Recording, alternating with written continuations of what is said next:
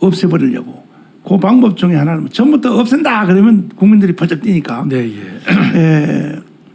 요게 이제 내각제로 개헌을 한다. 요런 것을 이제 살살 지금 추진을 하고 네. 국회의장 주도로 이제 하는데 저 내각제를 개헌한다 해놓고 사실 결론은 의심스러운 게 뭐냐면 연방제 개헌 네, 예. 이쪽으로 가는 것으로 저는 확신을 하는데 헌법이 왜 필요합니까? 이 국가의 존재 중에서. 네. 우리 목사님 좋은 질문 좀 해주셨는데요. 네. 그러니까 헌법의 위기가 국가의 위기다. 그런 말씀을 이제 우리가 설명을 좀 드려보면 이렇습니다. 헌법은 한 국가의 기본법입니다. 여러분 우리 목사님 이제 조금 지나면 7월 17일이면 제헌절이잖아요. 그 제헌절 있죠. 네. 네. 근데 5월 1일이 법의 날이에요. 그래요? 법의 날인데. 저도 몰라요. 그건 잘 모르시죠. 뭐. 네. 법의 날은 이제 법무부 행사로 끝납니다. 근데 제헌절은요. 네. 국가 공휴일입니다. 그렇죠. 왜 그럴까요, 목사님? 헌법은 지금 국민들 관심이 없는 분도 많고 네. 모르는 분도 많고 네. 헌법에 대한 여러 가지 위협도 많이 있는데 네. 헌법을 만든 날을요. 3.1절, 광복절, 네. 개천절과 네. 같은 레벨의 제헌절을 공휴일로 하고 있어요. 그 의미를 이제 우리가 이제 분명히 알아둘 것은 바로 이런 것이죠. 헌법을 만든 날은요. 네. 국가를 세운 날입니다. 그렇구나. 네. 대한민국을 세운 날이에요. 따라서 법의 날은 수많은 법이 대한민국에 많이 있지만 네. 그런 법의 날은 근데 법무부가 지키면 되는 거지만 그냥 행사로서 지키는 거죠. 네, 그래서 네. 법무부가 좀 엉망이지만 그러나 헌법을 만든 날은요. 네. 국가 공휴일로 좀 지정을 해서 하고 있단 말이죠.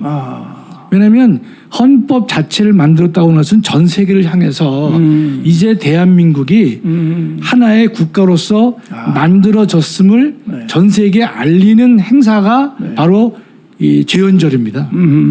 지금은 이제 대한민국이 국가로서 전 세계에서 국가성을 부인하는 나라는 한 나라도 없겠죠. 네. 그러나 우리가 한 70년 전을 보시면요. 대한민국은 전 세계에서 국가로 인정받지 못했습니다.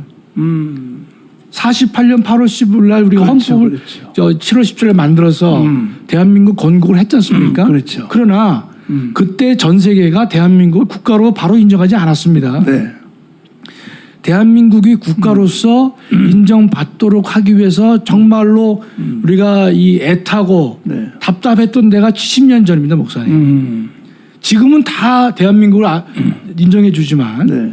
그렇기 때문에 당시 이승만 대통령이 정말 미국을 중심으로 해가지고 네. 대한민국을 좀 국제사회에서 국가로 인정해 달라라고 노력을 많이 한 것이죠. 네. 그러니까 지금은 제헌절을 왜 노는지 국민들이 잘 모르실 거예요. 헌법 만드는 날을 왜 노느냐 말이죠. 네, 더 중요한 일이 많을 텐데. 그렇죠. 그러나 70년 전에 헌법을 처음 만든 날은 정말 감격적인 날이요. 대한민국이 나라로 성립되었음을 전 세계에 알리는 그런 이제 날이거든요. 따라서 우리가 헌법을 존중한다는 것은 국가를 존중하는 것과 동일합니다. 그렇군요. 네. 그래서 우리가 목사님 지금 말씀하셨지만 헌법과 국가 위기가 직결돼 있단 말이죠. 직결돼 있구나. 예. 그러니까 헌법이 무너지면 결국은 국가가 무너진 거와 동일한 효과가 나타나는 것이죠. 그렇군요. 그래서 우리가 헌법을 그동안에 보면 이 정권을 가지려고 하는 사람들이 자신의 정권 수단을 정당화하기 위한 수단으로 헌법을 악용한 예가 있죠. 네. 그러나 지금도 근데 우리가 내각제 등으로 뭐 고치겠다 또는 뭐 낮은 연방제를 뭐 당장 말은 안 하고 있지만 네. 그런 등등의 이야기를 하는 사람들의 네. 대부분의 속셈은요. 네. 형식적으로는 나라를 위하는 것 같아도 실제로는 자신의 정권 야욕에 있습니다. 네. 그래서 우리가 내각제를 보면 뭐 권력을 분산한다라고 명분은 세우고 있겠지만 나름 관련 여야 사람 이 야당도 포함하는 것이죠. 네. 그 사람들도 권력의 분점 한 가부 자기가 한 그 부분을 네. 자기가 가지겠다. 그러니까 그런 의도가 많이 깔려 있기 때문에 네. 우리는 헌법 개정을 당장은 해서는 안 될 것이다. 이렇게 말씀드릴 수 있습니다. 그렇군요. 네. 그런데 우리나라의 헌법을 꼭 개헌해야 될 만한 헌법이 낡았거나 뭐 폐기해야 될 만한 이유가 있습니까? 우리나라 헌법이. 지금 이제 헌법이 이제 만들어진 지가 87년에 만들어졌으니까 네. 34년이 흘렀습니다, 목사님. 그렇기 때문에 이제 헌법을 고치지 않은 얘기가 나올 수가 있어요. 네, 그런데 하나 참고로 좀 말씀드리면 이제 독일과 일본의 예를 좀 말씀드리면요. 독일은 저희와 이제 헌법 역사가 같은데요. 2차 대전 이후에 만들어졌으니까. 그렇구나. 독일은 60번을 부분 수정을 했습니다. 부분 수정을요. 부분 수정. 예. 근데 일본은요. 한 번도 안 고쳤습니다. 이야, 역시 일본 사람들이 무섭네. 대단하죠. 네. 그러니까 두 나라 보면 다 대부분 다 세계적으로 보면 우리가 민족 감정을 제외하고 보면 독일이나 일본이나 대단하구나. 세계 강국이잖아요. 그렇죠. 네. 그랬는데 일본은 한 번도 안 바꿨습니다. 독일은 60번을 부분적으로 고쳤습니다. 그 결국 그것도 한 번도 안 바꿨다고 봐야 되네. 그러니까 전면적으로는 안 고쳤습니다. 바꿨죠. 이거 땜질을 이렇게 한 겁니다. 근데 미국은요. 250년 역사 되지 않습니까? 네, 그렇죠. 그랬는데 지금 부분 수정을 25회 수정헌법. 예, 수정헌법. 그러니까 이제 1조 추가하는 거, 3조 추가하는 거. 그러니까 대부분의 그 선진국 시스템은요. 헌법을 근본적으로 고치는 일은 잘 안 합니다. 그렇군요. 왜냐하면 헌법을 근본적으로 바꾼다고 하는 것은 국가 전체를 개조한다는 뜻이에요. 그러면 연방제로 개헌하는 것은 완전히 그 헌법 자체를 새로. 이제 뭐 북한하고의 연방 문제요. 그거는 헌법 개정이 아니라 새로운 헌법의 제정으로 봐야 됩니다. 야, 그렇군요. 그건 형태는 개정이란 말 할지 몰라도 나라의 근본 골격을 바꾸는 거기 때문에 그럴 때는 개정이란 말을 쓰진 않고요. 헌법학자 모두가 그럴 때는 새로운 헌법을 만드는 거예요. 근데 북한도 헌법이 있죠. 있습니다. 네. 근데 북한 헌법하고 우리 헌법하고 비교하면 물어볼 필요도 없지만 북한 헌법은 뭐 우리가 동일선상에서 비교하기는 매우 어렵고요.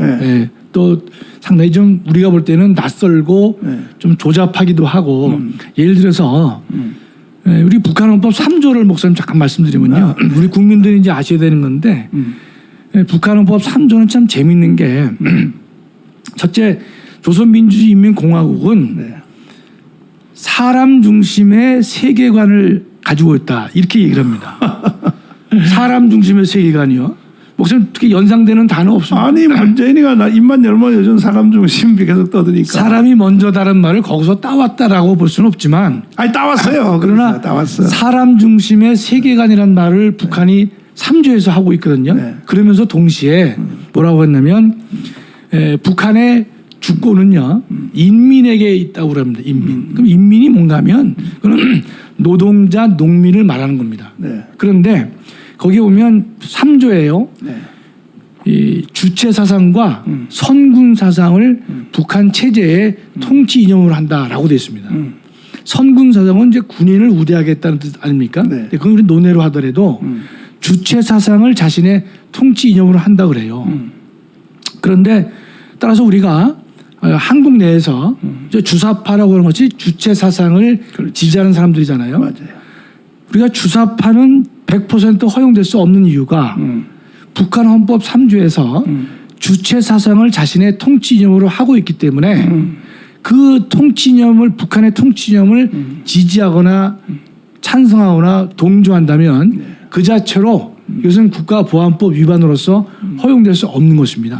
예. 따라서 우리가 예전에 그 임종석 씨도 그 이제 청문회 할 때 뭐라 했냐면 전향했냐라고 물어봤잖아요. 그러니까 본인이 상당히 불쾌하다고 얘기를 했습니다. 근데 만약 거기서 나는 예전에는 주사파였지만 지금은 아니다라고 말을 해야지 마음은 어떤지 몰라도요. 지금도 주사파다라고 하면 그건 바로 헌법 위반이 되는 것입니다. 예, 그래서 북한은 재밌는 게 우리는 전체 그 국민을 늘 국민이라는 용어를 갖고 있는데요. 북한은 세 가지 용어를 씁니다. 그러니까 이 사람 중심이라는 말이 딱 한 번 나오고요. 두 번째는 인민이라는 말이 나오고 이제 우리는 국민의 자유와 권리라고 말하지만 북한은 공민이라는 말을 씁니다. 공민의 자유와 권리. 우리가 좀 차이가 있는 것이죠. 근데 목사님 이제 질문하셨지만 북한 헌법과 우리 헌법은 비교할 수 없을 정도로 우리가 뭐 우월하다는 말도 좀 부끄럽습니다. 예, 근데 예, 우리가 전체 우리 시청하시는 분들을 위해서 한 말씀 올리면 북한은 헌법에다가요. 네. 자신의 헌법은 김일성 헌법이다라는 이름을 밝히고 있습니다.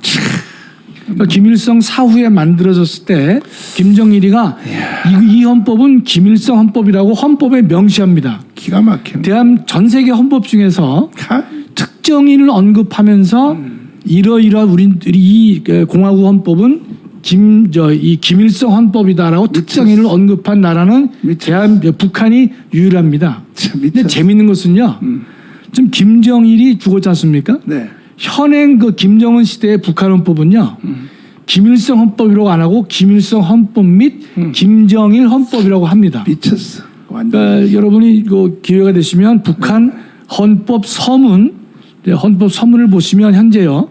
김일성 헌법이고 김정일 헌법이다 이렇게 명시적으로 네. 문자화되어 있습니다. 자, 근데 왜 지금 이 멀쩡한 대낮에 북한 헌법으로 가자고 떠들어대고 이런 일이 일어나는지 강현재 변호사님, 네. 뭐 좀 창피하시겠지만은 옛날에 자유한국당 지금 국민의힘 정당 거기서도 좀 정치 활동 하셨죠? 네. 변호사님이. 출마도 했었죠. 예.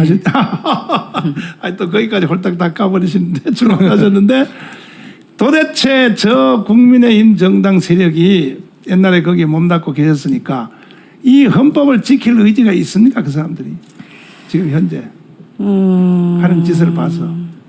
저는 지금 국민의힘의 문제는 이 반대편의 문재인 정권이나 더불어민주당은 대한민국 전체 그리고 한반도 전체에 대해서 어떤 이념과 어떤 체제로 우리가 가야 된다라는 걸 가지고 헌법 개헌 얘기를 지금 막 하고 있는데 사실요 표면에 많이 드러내진 않지만 우리 사회주의로 가야 돼, 공산주의로 가야 돼, 그래서 헌법 개정에 이렇게 말 안 하잖아요. 네. 하지만 그런 의도와 목적과 그림을 가지고 개헌 얘기를 하는데 이 멍청하고 야비하고 계산만 하는 이 국민의힘의 정치인들은 이들의 이 개헌 제안을 우리가 어떻게 잘 이용해 먹을까 이 생각을 하고 있는 것 같아요.